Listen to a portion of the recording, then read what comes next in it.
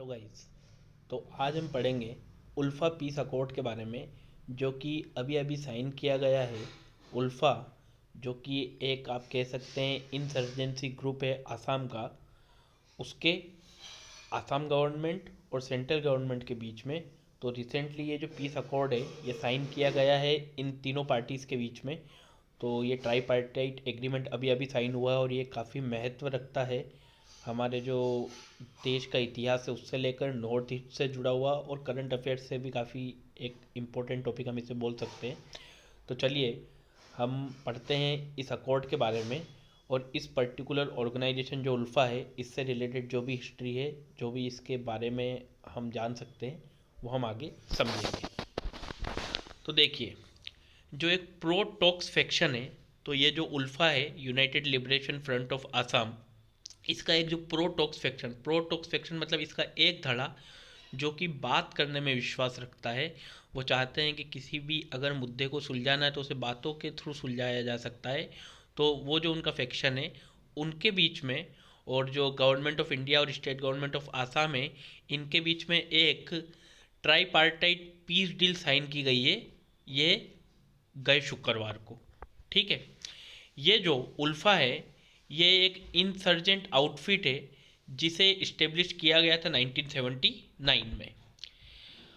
अब कैसे उल्फा जो है वो असम की जो आप कह सकते हैं हिस्ट्री उससे जुड़ गया और क्यों ये ग्रुप वहाँ के लोगों ने बनाया या जो भी लोग इससे जुड़े हुए उन लोगों ने इसे फाउंड किया, हम इसके बारे में समझते हैं।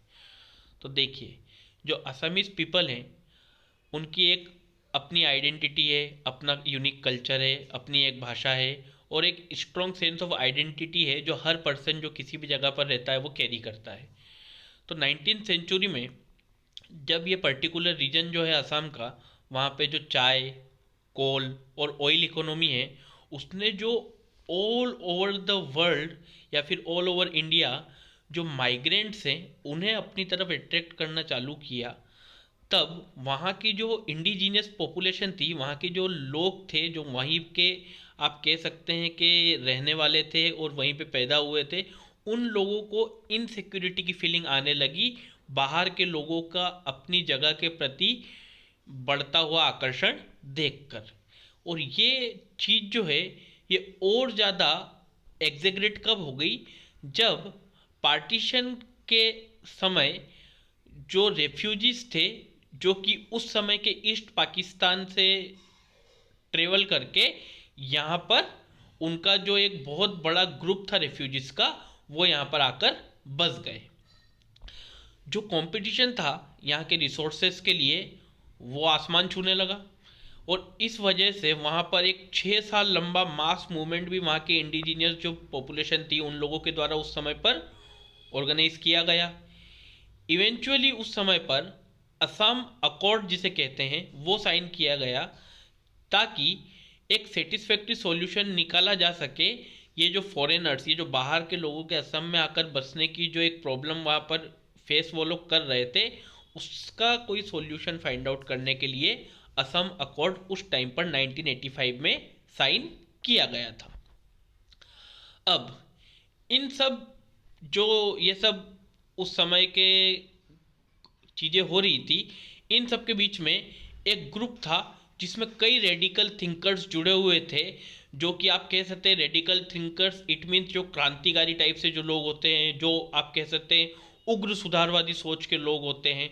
तो ऐसे कुछ लोगों का एक ग्रुप बना जिसमें कुछ इंपॉर्टेंट लोग थे, भीमकांत बुरगोइन, अरविंद राजखोवा, अनूप चेतिया, प्रदीप गोगोई, परेश बरुआ और भद्रेश्वर गोहिन। तो ऐसे कुछ लोग थे रेडिकल थिंकर्स जिन लोगों ने मिलकर अप्रैल 7 1979 को एक ग्रुप बनाया जिसे नाम दिया गया ULFA, united liberation front of Assam.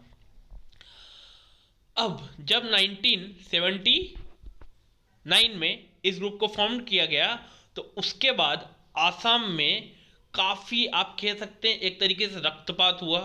काफ़ी वहाँ पे जो टेरर एक्टिविटीज़ थी वो बढ़ गई। जो आसाम था उसके लिए लड़ने के नाम पर ये जो लोग थे इन लोगों ने काफ़ी वहाँ पर रक्तपात किया और मारा लोगों को। और इन सब चीज़ों की जो घटनाएं हैं ये वहाँ पर काफ़ी मतलब आप कह सकते हैं फ्रिक्वेंटली होने लगी। तो जो फाउंडर्स थे उल्फा के, वो क्या चाहते थे कि एक आर्म्ड स्ट्रगल के जरिए, जो कि वो इंडियन स्टेट के खिलाफ कर रहे थे, वो एक खुद का आज़ाद आसामीज नेशन वहाँ पर स्थापित करें। तो 44 अराउंड 44 ईयर हो गए 1979 से, जब से उल्फा का इस्टेब्लिशमेंट हुआ है।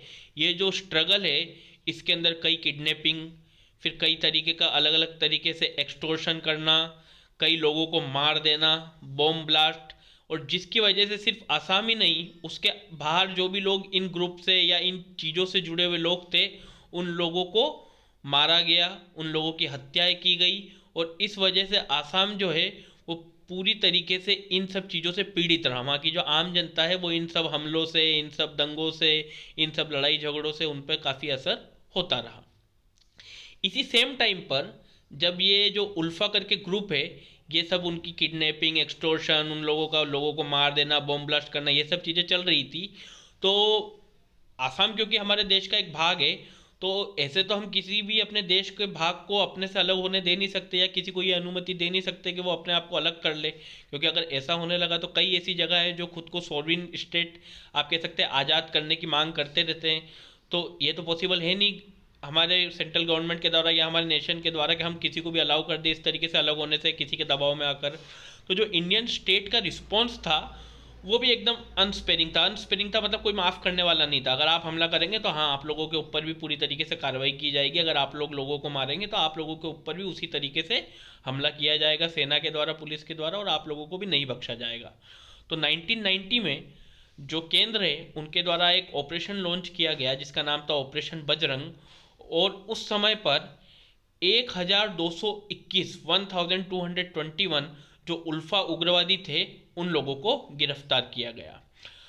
आसाम क्योंकि वहाँ पर इस तरीके से काफ़ी एक कह सकते हैं कि अशांति प्रिय हो गया था, वो जगह अशांति प्रिय हो गई थी आसाम राज्य पूरी तरीके से। तो आसाम को डिस्टर्ब्ड एरिया घोषित कर दिया गया, वहाँ पे प्रेसिडेंट रूल लगा दिया गया, और वहाँ पे जो एक AFSPA armed forces special powers act, जिसमें जो आर्म्ड फोर्सेस होती है उन्हें अधिक शक्तियाँ प्रदान कर दी जाती हैं, तो वो भी वहाँ पर लागू कर दिया गया।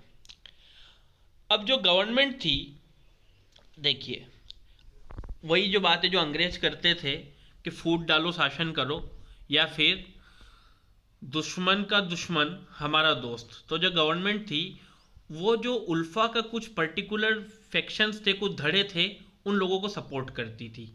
क्योंकि हर एक ऑर्गेनाइजेशन में या हर एक इंस्टीट्यूशन में या कोई भी देश या कोई भी राज्य या कोई भी जगह जो होती है या कोई घर भी होता है, तो हर किसी की अपनी अपनी राय रहती है। एक धड़ा किसी एक राय से जुड़ा रहता है, एक धड़ा किसी एक राय से जुड़ा रहता है।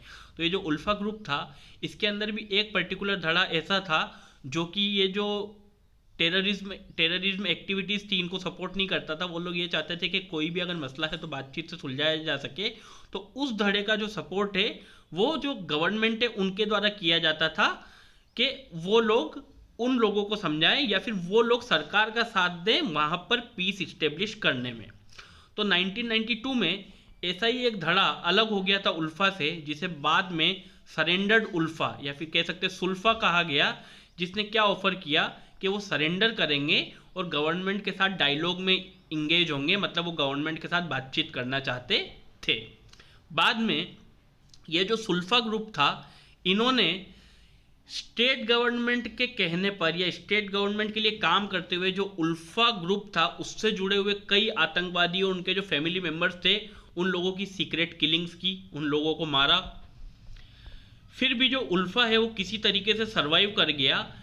किस तरीके से? ताकि सरवाइव कर गया कि उनको जो बाहर के जो देश थे वहाँ से उन्हें जो भारी मदद मिल रही थी उस वजह से वो लोग बच गए और वो लोग अपने ऑर्गेनाइजेशन को पूरी तरीके से नष्ट होने से बचा पाए। अभी भी जो उल्फा हैं उसके जो कई कैंप्स हैं वो म्यांमार में हैं, और पहले जो इनके जो कैंप्स थे वो बांग्लादेश और भूटान में भी पाए जाते थे। यूजुअली ये जो उल्फा के टेररिस्ट या इंसर्जेंट्स होते हैं ये जंगल्स में और हिली एरियाज में काफ़ी अंदर जाके रहते हैं, और ये जो कैंप है ये जो क्रॉस बॉर्डर ऑपरेशंस होते हैं उनके लिए लॉन्च पैड की तरह काम करते हैं। और एक तरीके से उनके लिए एक शेल्टर भी प्रोवाइड करते हैं कि जब भी कोई हमला करने के बाद ये जो टेररिस्ट इंसर्जेंट्स वगैरह रहते हैं, ये चाहे बाहर से आए या हमारे देश के यहीं पे हो, जो आसाम में रहने वाले लोग हो जो इन ग्रुप से जुड़े हुए हो, ये उनके लिए वहाँ जाकर छुप जाते हैं। ये जो आतंकवादी वगैरह होते हैं, ये नए रिक्रूट्स के लिए इन्हें ट्रेनिंग बेसिस के भी रूप में यूज़ में लाते हैं। जो उल्फा है उनका जो लिंक्स है काफ़ी जो दूसरे आप कह सकते हैं आतंकवादी संगठन है उनसे भी जुड़े हुए हैं, जो कि नॉर्थ ईस्ट और म्यांमार में यूजुअली वर्क करते हैं। और कई इस्लामिक आतंकी संगठन जैसे हरकत उल जिहाद इस्लामी और अलकायदा, उनसे भी उल्फा के लिंक पाए गए हैं। परेश बरुआ जो कि उल्फा के मिलिट्री चीफ हैं, ऐसा माना जाता है कि जो मास्टरमाइंड थे 9/11 अटैक के ओसामा बिन लादेन, उनसे भी वो मिले थे। और ये जो उल्फा ग्रुप है इसका जो लिंक है जो पाकिस्तान की सीक्रेट एजेंसी ISI, उससे भी होने के कई सबूत मिले हैं। जो कि ऐसा माना जाता है कि ये जो उल्फा इंसर्जेंट्स है इन्हें पास्ट में ट्रेनिंग भी प्रोवाइड कर चुके हैं। जब कारगिल वॉर चल रहा था तो ये जो उल्फा का एक मंथली न्यूज़ लेटर आता है स्वाधीनता, उसमें उल्फा ने बिल्कुल ओपनली सपोर्ट किया था पाकिस्तान को। अब कैसे ये जो पीस अकॉर्ड साइन हुआ है, किस प्रकार से इसकी एक नींव रखी गई थी, किस प्रकार से इसकी शुरुआत हुई थी, हम उसे समझते हैं। साल 2005 में जो उल्फा है उन्होंने एक 11 सदस्य पीपल्स कंसल्टेटिव ग्रुप बनाया, जिसमें उस समय के कई जाने माने जो इंटेलेक्चुअल्स थे, जो ज्ञानवान लोग थे, उन लोगों को जोड़ा गया। और उस समय एक जनपीठ अवार्ड ऑथर थी इंदिरा रायसोम गोस्वामी, वो भी उस पर्टिकुलर ग्रुप की मेंबर थी। उस समय सरकार के बीच में और ये जो ग्रुप बनाया गया था इसके बीच में 3 राउंड की मीटिंग्स हुई, मध्यस्थता हुई। उसके बाद जो उल्फा था उन्होंने ये जो डिस्कशंस थे इनसे वो वॉकआउट कर गए। उन्होंने कहा कि इनसे हमें कोई लगता नहीं है कि हमें यहाँ से कोई रिजल्ट या कोई सॉल्यूशन फाइंड आउट होगा। तो उन्होंने ये जो बैठक वगैरह थी, ये जो बातचीत थी, उस पर रोक लगा दी। और एक नया आतंक की जो लहर है वो वापस से असम में आई। वहाँ पे फिर से उसी तरीके से बम धमाके, मारा जाने लगा लोगों को, एग्जीक्यूशन किया जाने लगा लोगों का, और ये सब चीज़ें वहाँ पर फिर से होने लगी। कुछ अल्फा कमांडर्स थे जिनमें से एक थे अरविंद राजखोवा, जो कि 2008 के बाद से सरकार के साथ जो पीस टॉक्स है उसमें इंगेज्ड हैं, उसमें जुड़े हुए हैं। जबकि जो परेश बरुआ हैं वो पूरी तरीके से बिल्कुल भी नहीं चाहते हैं कि सरकार के द्वारा कोई भी बात की जाए, वो बिल्कुल इसके पक्ष में ही नहीं है। और उन्होंने जो राजखोवा हैं उन्हें ये जो उल्फा ग्रुप है इसमें से 2012 जो सन था उसमें उन्होंने राजखोवा को इस ग्रुप से बाहर कर दिया। अब जो राजखोवा है उनसे जुड़े हुए जो लोग हैं या उनसे जुड़ा हुआ जो धड़ा है, उन्होंने क्या किया, जो बरुआ थे उन्हें अपने आप से अलग कर दिया ताकि वो सरकार के साथ अच्छे से बात करें। और इस प्रकार ये जो उल्फा है इसमें एक जो सबसे बड़ा आप कह सकते हैं जो दल के अंदर एक आप कह सकते हैं कि दल जो बिखरा था, तो ये सबसे बड़ा जो स्प्लिट हुआ था, it was the last major split taken place in ULFA. जो बरुआ है उन्होंने अपना खुद का एक उल्फा इंडिपेंडेंट करके ग्रुप बना लिया है, पर जो ज़्यादातर उल्फा ग्रुप से जुड़े हुए लोग थे, जो उससे जुड़े हुए ज़्यादातर ग्रुप्स थे, उन सब ने जो है अरविंद राजखोवा के अंडर में जो पीस टॉक से उन्हें ज्वाइन कर लिया था। ये जो अरविंद राजखोवा लेड फैक्शन था, इन्होंने 2012 में एक 12 सूत्रीय मांग जो थी वो सरकार के सामने सौंपी थी, और जिसको इस साल जाकर सरकार ने उसको लेकर रिस्पॉन्ड किया। और कई राउंड ऑफ डिस्कशंस किए गए राजखोवा फैक्शन के बीच में, सेंटर के बीच में अप्रैल में, और फाइनली इस फ्राइडे को जो ट्राईपार्टाइट पीस एग्रीमेंट है वो साइन कर लिया गया। अब क्या सिर्फ ये एक एग्रीमेंट साइन हो जाने से आसाम में पूरी तरीके से शांति स्थापित हो जाएगी, या वहाँ के लोग अब क्या ये भरोसा कर सकते हैं कि अब उन लोगों को ये जो इंसर्जेंसी, ये जो टेररिज्म वो इतने सालों से झेल रहे हैं, क्या उन्हें उससे मुक्ति मिलेगी? तो देखिए, राजीव भट्टाचार्य जो कि एक काफ़ी वेटरन जर्नलिस्ट हैं, उन्होंने कहा है कि ये जो पीस डील है ये एक सही स्टेप है, एक सही दिशा में, और ये आसाम के पीस और वहाँ के डेवलपमेंट पे काफ़ी कंट्रीब्यूट करेगा। बट ये कितना फ्रूटफुल, कितना फलदायी साबित होता है, ये डिपेंड करेगा गवर्नमेंट के कमिटमेंट पे कि जो सरकार ने वादे किए हैं इन लोगों से, सरकार उन पे कितना टिकी रहती है। भट्टाचार्य ने इस बात पर कमेंट करने से तो मना कर दिया कि ये डील जो ये अकॉर्ड साइन हुआ ये कितना कंप्लीट है या कितना पूर्ण है या कितना तरीके से आप कह सकते हैं कि सही है। उन्होंने ये जरूर माना कि जो बड़ा एक सवाल अभी भी है वो ये है कि how exactly it would work out, ये जो पीस अकॉर्ड साइन हुआ है ये कैसे लागू किया जाता है या ये किस प्रकार से आगे असम के लोगों के लिए काम आएगा। असम के जो सीएम है हिमंत बिश्वा शर्मा, उन्होंने कहा इस अकॉर्ड के साइन होने के बाद कि भैया वो काफ़ी मन से चाहते हैं कि जो एंटी टॉक्स फैक्शन है, जो एक ऐसा धड़ा है जिसे बरुआ लेड कर रहे हैं, जो कि बात करने के बिल्कुल पक्ष में नहीं है, वो उनसे भी बात करें। बट बरुआ ने अपना जो स्टैंड है वो बिल्कुल क्लियर कर दिया है कि वो चाहते हैं कि असम को एक स्वतंत्र राज्य घोषित कर दिया जाए एवं वह भारत सरकार के अंडर में असम को नहीं रखना चाहते हैं। इस एग्रीमेंट के साइन होने के बाद जो यूनियन होम मिनिस्टर है अमित शाह, उन्होंने भी कहा कि वो काफ़ी कॉन्फिडेंट हैं इस चीज़ को लेकर कि जो पूर्ण एक सॉल्यूशन है, जो एक कंप्लीट सॉल्यूशन है, एक पूर्ण समाधान है इस प्रॉब्लम का, वो नेगोशिएशन के बाद निकाल लिया जाएगा। और ये ट्राईपार्टाइट एग्रीमेंट जो साइन हुआ है ये आसाम में एक जो नई सदी है शांति की वो लाने में सहायता करेगा। So this is all about the Ulfa Peace Accord which have been signed between the faction which was led by Arvind and central government and the state government of Assam. तो आई होप कि आप लोगों को ये video अच्छा लगेगा। अगर आपको ये वीडियो अच्छा लगता है तो प्लीज़ वीडियो को लाइक कीजिए, हमारे चैनल को शेयर कीजिए, सब्सक्राइब कीजिए। Thank you so much.